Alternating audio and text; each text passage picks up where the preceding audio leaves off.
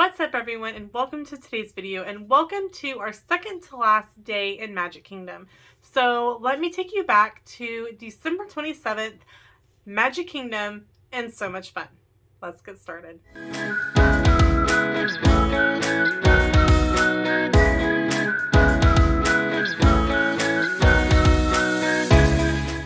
So we wanted to get as much Magic Kingdom time as we could, so we made sure we were ready to go and we were there for early park admission.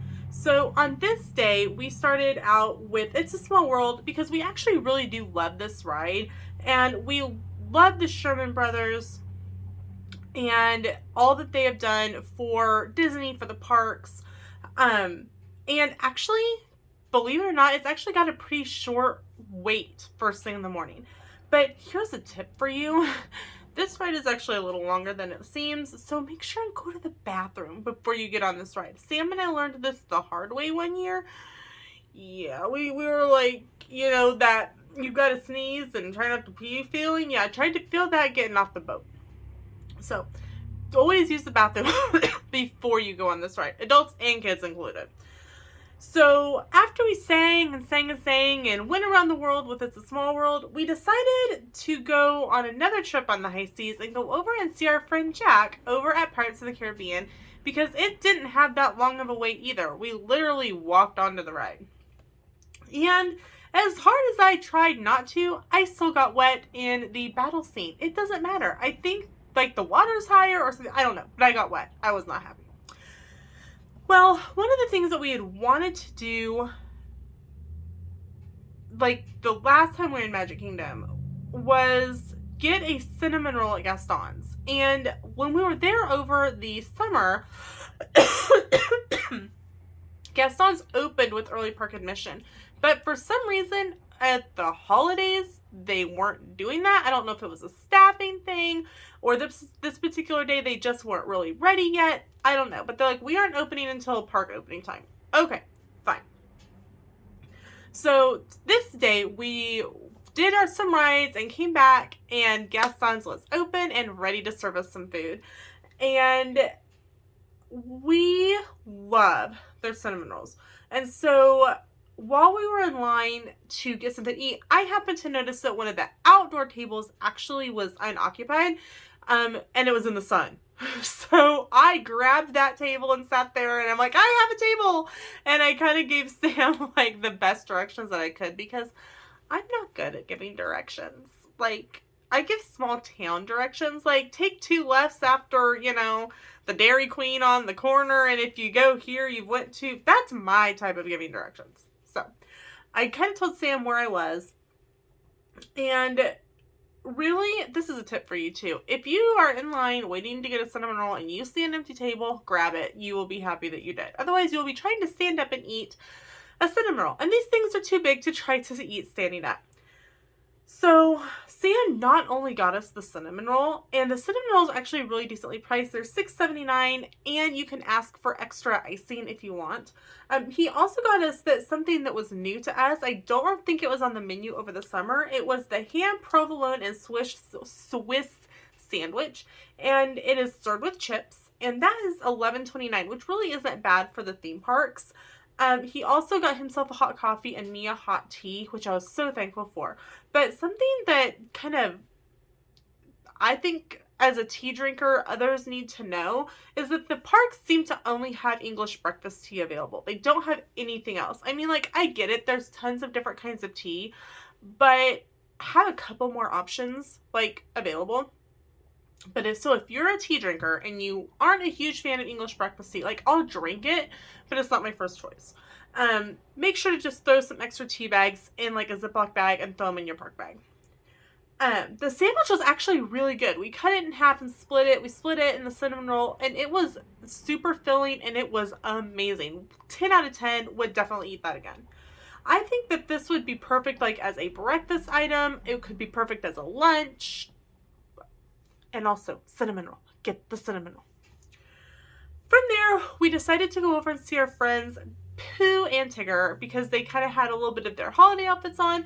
But while we waited, Pooh decided he had to go find some honey, and so him and Tigger left, and when they came back, only Tigger was there, which is fine. Love Tigger. But personally, I think that Tigger gets into a little too much mischief to be kind of left unsupervised, so, he's a little bit of a mischief maker. And so after we hung out with Tigger a little bit, one of the things that we actually really wanted to do on this day was see the parade. We'd caught a little bit of it earlier in the trip coming out of Pecos Bills, but we wanted to see the parade and be able to get some good pictures. So we grabbed a bite to eat at Casey's Corner, and then we headed over to sit down in the sun, kind of on the side of the street where Casey's is. We sat there for like a little over an hour before the parade even started from Frontierland, but it was in the sun. It was okay. It was so nice to sit in the sun, and with our, we had our sweatshirts on and the sun was beating down on us. It was nice and warm. Yay, warm. We got to see the Mickey's parade, and as always, Mickey's Very Merry Christmas parade, and as always, it was 100% fantastic. While we were waiting on the parade, they actually had PhotoPass photographers coming down the street with those little, signs. Like, some of them will say joy, or some of them will say happy holidays, or one said Mickey's Once Upon a Christmas Time Parade. And you'll hold them, and they take your picture, and they go into your memory maker. Love them, had some great shots. A little bit of Mickey magic. So after the parade was over, we kind of continued to just kind of wander around, soak up the Magic Kingdom. The lines were busy. It's right around Christmas. I mean, if you aren't expecting long lines at Disney, number one, I don't know what you're thinking. Number two, it's right around Christmas. You have to go into it knowing there's going to be tons of lines. So we did something then that was actually new to me, but not new to Sam, because he'd actually done it a couple of years ago in 2020 when I was with Angela. She was with Diz Our Dream at the Marathon Expo. We rode the Liberty Square Riverboat. It's relaxing. It's wonderful. It was cold. But, and don't stand right under the little funnels because it spits really, really hot water. I actually had a little burn on my arm from the water. Really hot. It's a wonderful way, like I said, to relax, but it also gives you some views that you can't get without being on the riverboat. Like, you can see the backside of Big Thunder Mountain Railroad. Only way to see that is on the riverboat. So if you haven't done it before, highly recommend getting on the top level so that you can see so much. There's so much little details around the riverboat, route that you take. You need to go if you haven't. So after we got off the boat, it was about time to start thinking about supper. So Sam was actually able to catch a walk-up reservation to Liberty Tree Tavern, which is someplace that we've never eaten before.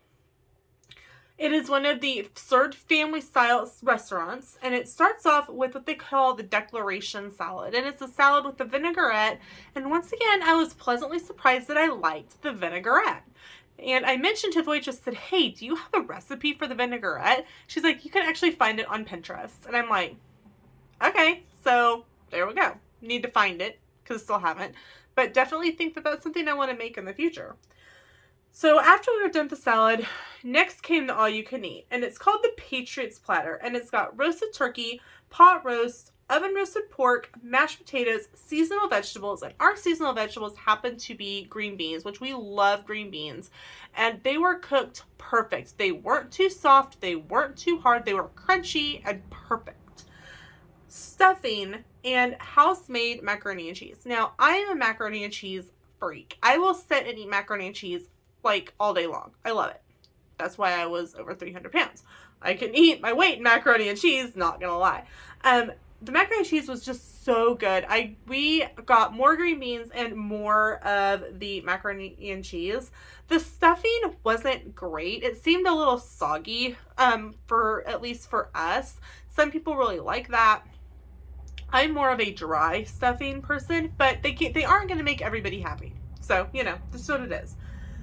And then came what I have heard about forever, which is the ooey gooey toffee cake. The ooey gooey toffee cake is vanilla toffee cake, chocolate sauce, and vanilla ice cream. And it was wonderful. Like, I wish that you could just, like, order that. Um, the food was good. It wasn't quite as good as we wanted it to be. Like, we really love Whispering Canyon, which is also served family style. It wasn't quite up to Whispering Canyon, at least to us, but it was still really good, 100%. And we would eat there again. So if that says anything, you know, but we like food, so. Afterwards, we kind of decided we were just going to kind of walk around a little bit. One, we were stuffed and we needed to work off food. But two, we just wanted to soak up some more Magic Kingdom time. And right outside of Liberty Tree Tavern, there is a popcorn cart. And Sam was so happy because at that popcorn cart, they still had a Mr. Toad's Wild Ride popcorn bucket. And he was absolutely thrilled to get this popcorn bucket.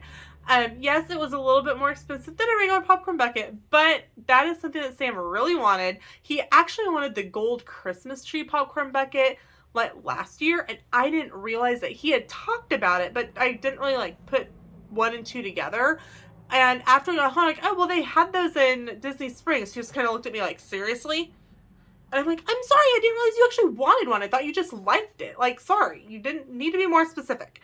But we got Sam's popcorn bucket this year, and he was very, very excited. He actually wasn't expecting to get that one because it'd been out for a while. Thank you, Disney, for putting limits on how many things people can buy, because we got Sam a popcorn bucket. So after we got the popcorn bucket, we started heading back out towards the buses. We stopped and got some PhotoPass pictures, and one of the PhotoPass photographers even took some pictures of Sam with his popcorn bucket. He was so happy. So from there, we headed back to the resort, filled up our mugs, kind of hung out a little bit in the food court, and then went back to our room and to get ready for the next day. So that's it for this day in Magic Kingdom. Thanks so much for watching. We'll see you in another video. Cue photo montage.